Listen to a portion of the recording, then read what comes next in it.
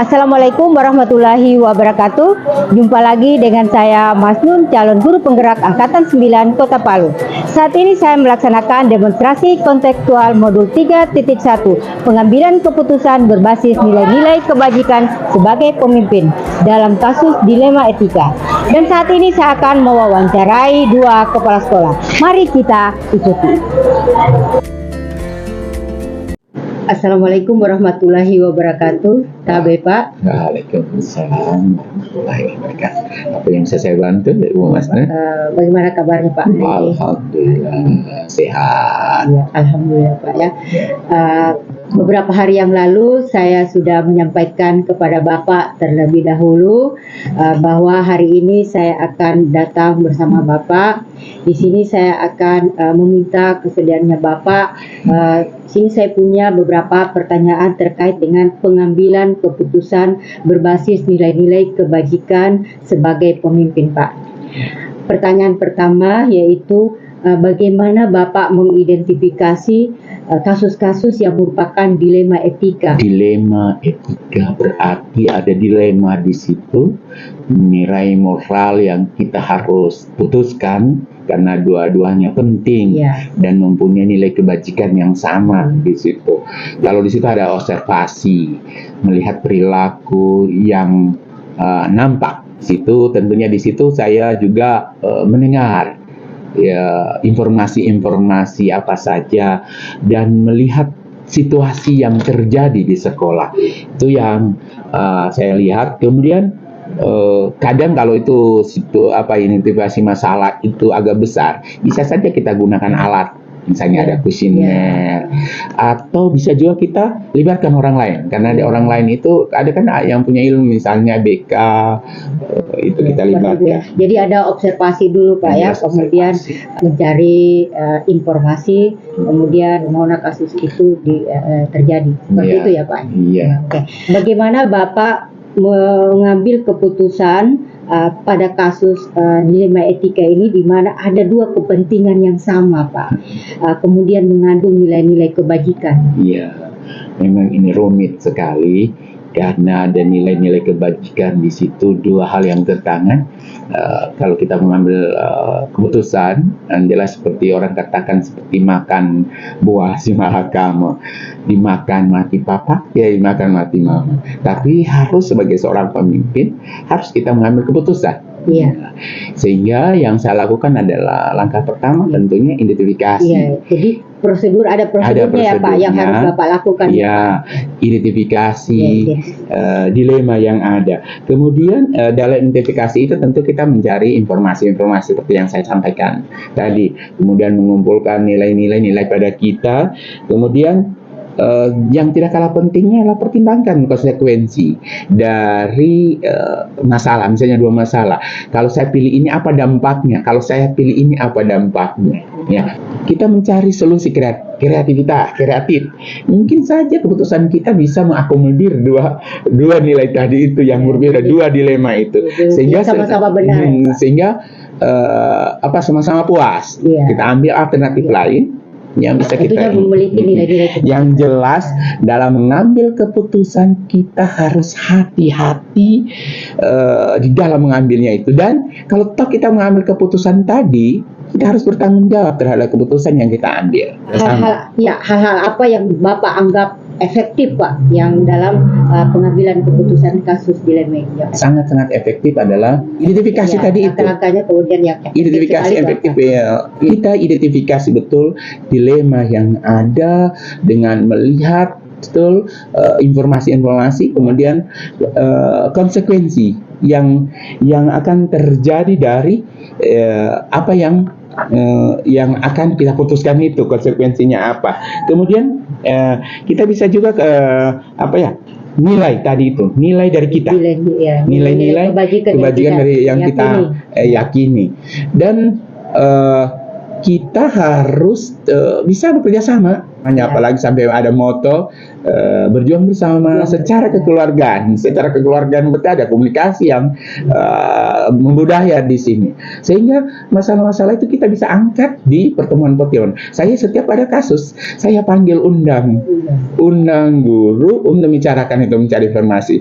Sehingga apalagi kalau itu kasus masalah besar yang harus kita putuskan, maka kita putuskan bersama. Sehingga nanti keputusan itu betul-betul dipertanggungjawabkan bersama nantinya. Selama ini dalam mengenali kasus dilema etika ini Pak, kira-kira apa tantangan yang biasa Bapak hadapi?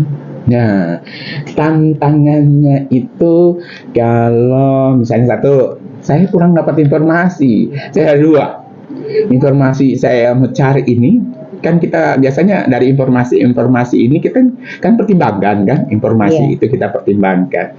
Itu yang tantangannya. Yang kedua itu dari diri saya sendiri, pengendalian diri kan. Kadang kan itu menyentuh kita, biasa tersentuh kita, maka di situ bisa emosi. Ini namanya manusia, anak manusia biasa kan, pengendalian diri dalam menentukan keputusan, karena keputusan diambil dalam keadaan emosi itu biasa keliru. Nah, kemudian tantangan lain itu ada tekanan. Jadi saya ada tekanan dari orang lain, tekanan dari LSM. Jadi yang utama itu adalah kurang informasinya Pak. Itu merupakan jadi tantangan. Kemudian biasa juga pengendalian diri yang kurang ya. Biasanya terjadi emosional di situ ya Pak. Ya. Kemudian ada tekanan-tekanan juga dari luar ya Pak, dari hasil keputusan itu biasanya ya. Gitu. Saya tanyakan lagi Pak, ketika Bapak menghadapi sebuah kasus dilema etika ini Pak, apakah Bapak menjadwalkan waktu untuk menyelesaikan kasus ini, atau bagaimana menurut Bapak? Tergantung dari masalah tadi itu, dilema tadi itu. Tergantung dari masalah. Karena kalau dilema tadi, nilai tadi itu harus diselesaikan sifatnya, harus di tempat, tergantung dari permasalahan.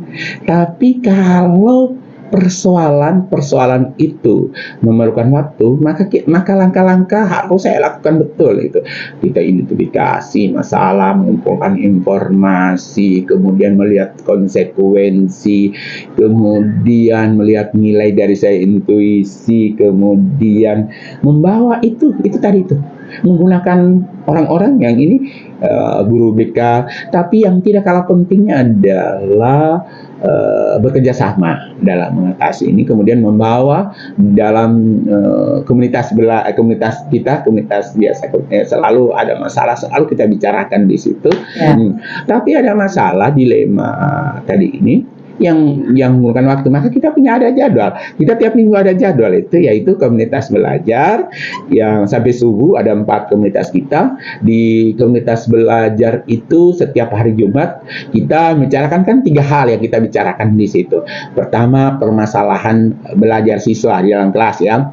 Yang kedua, kolaborasi dan refleksi.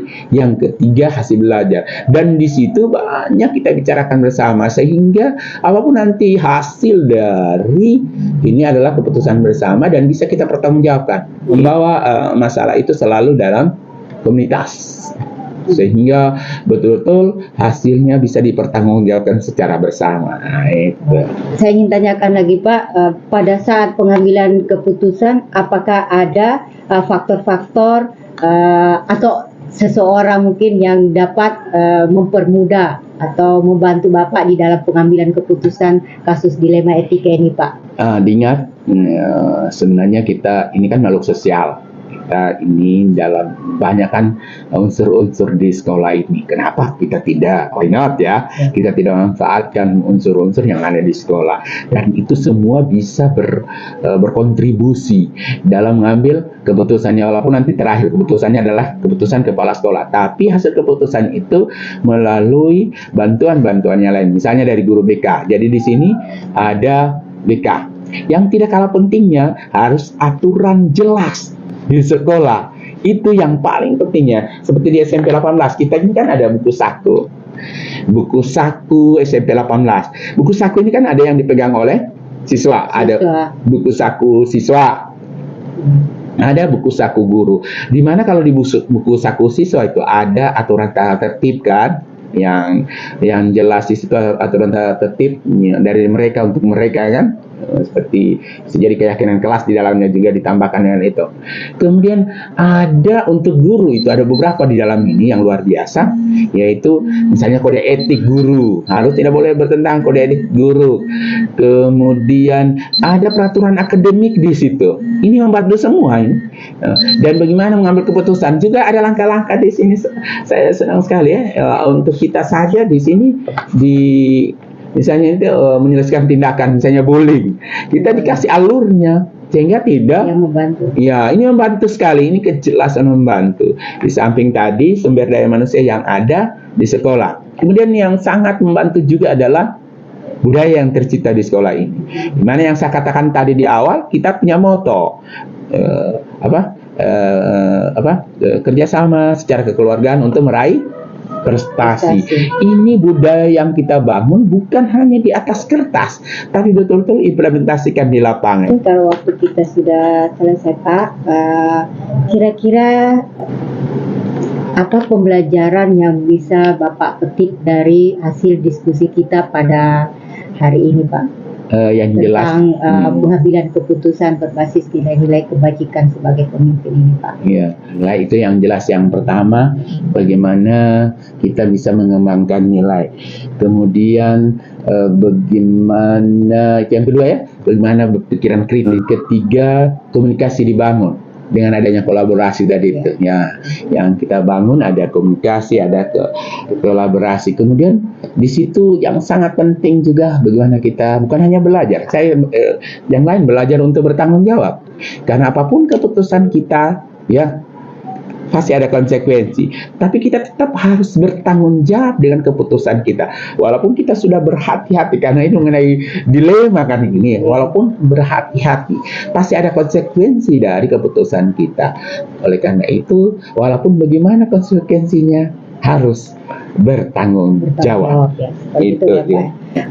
Jadi terima kasih banyak Pak. Dalam hal ini saya juga merasa hasil diskusi ini saya mendapatkan banyak manfaat dari Bapak sebagai pemimpin saya ya di sekolah SMP Negeri 18 kali ini. Di sini saya bisa juga menyimpulkan ya Pak ya, dari hasil perbincangan kita ini, yaitu tentang pengambilan keputusan berbasis nilai-nilai kebajikan sebagai pemimpin Pak, di mana sebagai pemimpin itu harus mengidentifikasi masalah dulu, kemudian mengumpulkan informasi, kemudian mengumpulkan nilai-nilai kebajikan ada pada kasus itu ya Pak. Kemudian mempertimbangkan konsekuensinya ya jika dalam mengambil keputusan itu. Kemudian percaya pada diri, ada nilainya, kemudian pentingnya terbuka dan jujur dalam menghadapi kasus ini Pak. Jadi satu hal yang penting yang Bapak sampaikan tadi, bahwa kehati-hatian dalam pengambilan keputusan, jika ada keputusan harus bertanggung jawab dalam keputusan itu. Gitu Pak, kira-kira kesimpulan yang bisa saya ambil dari Bapak. Terima kasih Pak atas kesediaan. Assalamualaikum warahmatullahi wabarakatuh. Waalaikumsalam warahmatullahi wabarakatuh. Tabe Pak. Ya. Beberapa hari yang lalu, kira-kira pada hari Kamis yang lalu ya Pak ya, saya sudah sampaikan ke Bapak bahwa pada hari ini saya akan menemui Bapak. Di sini saya memiliki beberapa pertanyaan yang ingin saya sampaikan kepada Bapak terkait dengan pengambilan keputusan berbasis nilai-nilai kebajikan sebagai pemimpin Pak. Pertanyaan pertama di sini, bagaimana Bapak dapat mengidentifikasi kasus-kasus yang merupakan dilema etika Pak? Terima kasih. Assalamualaikum warahmatullahi wabarakatuh. Terkait dengan pertanyaan yang Ibu berikan kepada saya, kita mengetahui bahwa dilema etika itu adalah situasi yang terjadi ketika seseorang harus memilih antara dua pilihan, di mana kedua pilihan itu secara moral mengandung kebenaran tetapi bertentangan. Nah, terkait dengan pengambilan keputusan, maka cara mengidentifikasi yang biasa saya lakukan adalah dengan mencari informasi kepada pihak-pihak tertentu terkait dengan masalah atau kasus yang terjadi. Kemudian tahapan selanjutnya adalah mempelajari dan mencermati informasi tersebut. Kemudian dari hasil mempelajari sekaligus mencermati, kemudian menyimpulkan kasus yang terjadi. Selanjutnya dari kesimpulan itu dapat digunakan sebagai bahan untuk menindaklanjuti pengambilan keputusan, yang tentunya tetap memegang teguh prinsip-prinsip pengambilan keputusan. Ya, bagus Pak ya. Jadi langkah yang Bapak ambil dalam mengidentifikasi sini, mencari informasi dulu terhadap kasus yang ditangani, kemudian menyimpulkan tentang kasus apa sebenarnya yang terjadi yang berhubungan dengan dilema etika ini Pak ya. Kemudian dari kesimpulan itu Bapak mengambil keputusan langkah apa yang akan diambil seperti itu Pak ya. Untuk melakukan pengambilan keputusan terutama kasus-kasus yang ada dua kepentingan yang sama-sama benar di sini Pak dan bernilai kebajikan, bagaimana cara Bapak untuk mengambil keputusan itu? Terima kasih. Ketika mengambil keputusan yang keputusan itu sama-sama mengandung nilai kebajikan, tentunya agak sulit karena harus bertentangan ataupun bersebelahan dengan hati nurani. Tetapi keputusan itu harus diambil, maka saya mengambil keputusan dengan tetap memegang teguh prinsip pengambilan keputusan. Yang pertama adalah berbasis hasil akhir. Dalam hal ini, ketika keputusan itu diambil, imbasnya kepada siapa, manfaatnya dalam bentuk apa, dan pengaruhnya seperti apa. Kemudian yang kedua adalah berbasis peraturan, selalu mengacu pada peraturan yang berlaku. Kalau kasusnya ada di sekolah, berarti peraturan yang berlaku di sekolah itu. Kemudian yang ketiga adalah berbasis rasa peduli, artinya keputusan yang diambil itu selalu menganut asas kepedulian. Terima kasih Bu. Jadi dalam pengambilan keputusan ini ada 3 prinsip yang Bapak ambil yaitu berbasis hasil akhir, kemudian berbasis peraturan dan berbasis rasa peduli Kira-kira Pak, apa langkah atau prosedur yang bisa Bapak lakukan selama ini dalam menangani kasus dilema etika Pak? Baik Bu, langkah-langkah atau prosedur yang diambil ketika harus diperhadapkan untuk pengambilan keputusan yang terkait dengan dilema etika, langkah yang biasa saya lakukan adalah mempelajari dan mencermati masalah atau kasus secara teliti dan akurat. Kemudian dari hasil itu dilakukan pertemuan atau rembuk bersama pihak terkait untuk menemukan kesepakatan akhir. Kemudian dan yang terakhir adalah mengambil keputusan. Jadi dengan langkah-langkah tersebut, insya Allah keputusan yang diambil itu dapat bermanfaat bagi orang lain dan sekolah pada umum. Jadi langkah yang Bapak ambil di sini adalah mempelajari dan mencermati masalah secara teliti dan akurat Pak. Kemudian melakukan pertemuan dan di dalam pertemuan itulah diambil sebuah keputusan bersama, seperti itu ya. Hal-hal apa yang Bapak anggap efektif dalam pengambilan keputusan pada kasus dilema etika ini Pak? Dalam mengambil sebuah keputusan, terutama terhadap kasus-kasus tertentu yang mengandung dilema etika, hal yang dianggap paling efektif adalah bahwa keputusan itu diambil berdasarkan hasil kesepakatan bersama. Contoh kasus di sekolah terhadap siswa yang melakukan pelanggaran tata tertib, misalnya berkelahi atau merokok. Maka pihak-pihak terkait yang dilibatkan dalam hal ini adalah wali kelas, kemudian guru pembina BP dan BK, kemudian wakil kepala sekolah, dan kepala sekolah. Dari pihak-pihak terkait tersebut kemudian berembuk dan menemukan kata sepakat, dan selanjutnya diambil keputusan apakah itu dalam bentuk sanksi atau dalam bentuk hal yang lain. Demikian. Jadi seperti itu ya Pak ya. Iya. Jadi pengambilan keputusan ini diambil berdasarkan mufakat ya Iya. Pak. Jadi di mana di situ dilibatkan semua seluruh stakeholder yang ada di sekolah ini, sehingga mendapatkan suatu hasil yang sama-sama kita ketahui bermanfaat. Iya. Ya. Selanjutnya Pak, dalam pengambilan keputusan ini kira-kira apa tantangan yang Bapak hadapi? Terima kasih.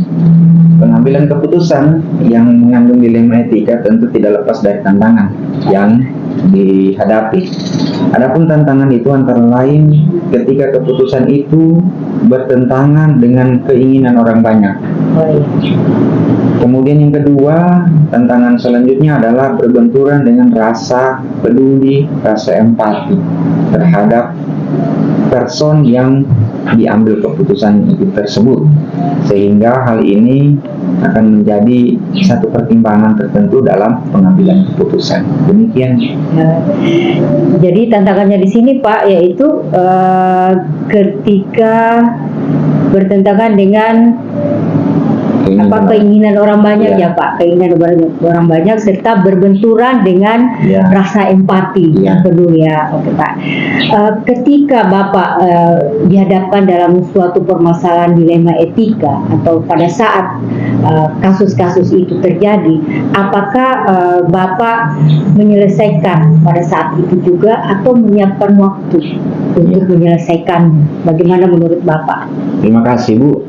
Dalam hal pengambilan keputusan terhadap kasus-kasus tertentu, khususnya kasus yang terjadi di sekolah, untuk penetapan jadwal formalnya tidak ada, tetapi disesuaikan dengan waktu terjadinya permasalahan atau kasus yang kemudian disusun dengan agenda pertemuan dengan pihak-pihak terkait atau stakeholder untuk pengambilan keputusan akhir. Jadi tidak ada jadwalnya, tidak jadwal, tinggal melihat situasi. Jadi sifatnya situasional, seperti itu Pak ya.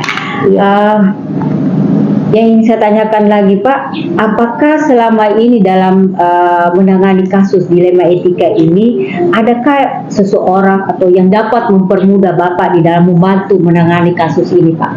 Terima kasih Bu.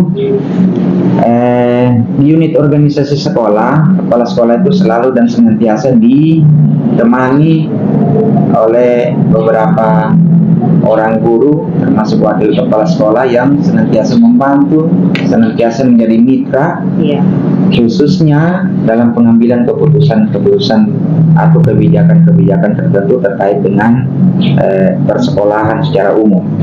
Dalam hal pengambilan keputusan khususnya yang mengandung dilema etika ini, saya senantiasa mengundang mereka untuk membantu sekaligus menemukan mufakat dalam hal pengambilan keputusan. Jadi dalam hal ini saya mengambil keputusan tidak sendiri, tetapi dibantu oleh beberapa teman yang memang berkontribusi dalam hal dan upaya pengambilan keputusan tersebut. Dan yang kedua, yang selanjutnya adalah bahwa keputusan yang diambil itu memang tidak secara sepihak, tetapi melibatkan beberapa pihak tertentu. Terima kasih. Jadi di dalam pengambilan keputusan ini Bapak selalu melibatkan seluruh stakeholder yang ada di sekolah ini Pak. Kemudian yang tentunya Bapak juga melibatkan siapa saja yang terlibat, yang mengetahui tentang permasalahan atau kasus dilema yang dihadapi di sekolah. Tentunya dilaksanakan secara kolaborasi ya Pak, tidak sendiri seperti yang Bapak sampaikan tadi.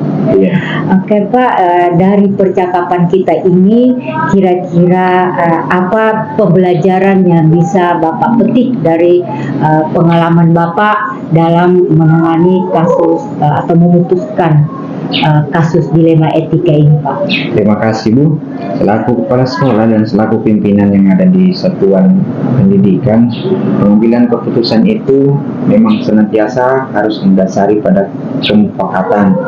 Terkait dengan kasus-kasus tertentu yang mengandung dilema etika, memang terasa agak berat tetapi keputusan itu harus diambil demi hal-hal tertentu yang memang menjadi pertimbangan sehingga keputusan itu harus diambil. Tapi ketika menghadapi situasi dilematika itu akan ada nilai-nilai kebajikan mendasar yang memang bertentangan seperti cinta, kasih sayang, kebenaran, keadilan dan seterusnya. Tetapi mau tidak mau, suka atau tidak suka, rela atau tidak rela, keputusan itu harus diambil. Insya Allah keputusan itu akan menjadi hal yang mendasar untuk sebuah keputusan yang bermanfaat. Terima kasih. Terima kasih Pak. Saya juga di sini berasa banyak manfaat yang saya dapatkan dari Bapak dari hasil diskusi kita tentang bagaimana pengambilan keputusan sebagai seorang pemimpin. Jadi saya juga banyak mengambil pembelajaran dari sini Pak. Jadi memang sesulit apapun keputusan itu kita harus ambil untuk permasalahan yang sama-sama benar. Yang tentunya keputusan itu berdasarkan misalnya kita harus berpihak kepada murid dan bertanggung jawab serta memiliki nilai-nilai kebajikan di dalamnya ya Pak. Saya sangat-sangat merasa bersyukur saya bisa mendapatkan pengetahuan dari sini juga Pak. Seperti terima kasih Pak atas waktunya yang sudah diberikan untuk saya mewawancarai Bapak pada siang ini. Oke. Sama-sama Ibu. Terima kasih. Assalamualaikum warahmatullahi wabarakatuh. Waalaikumsalam warahmatullahi wabarakatuh.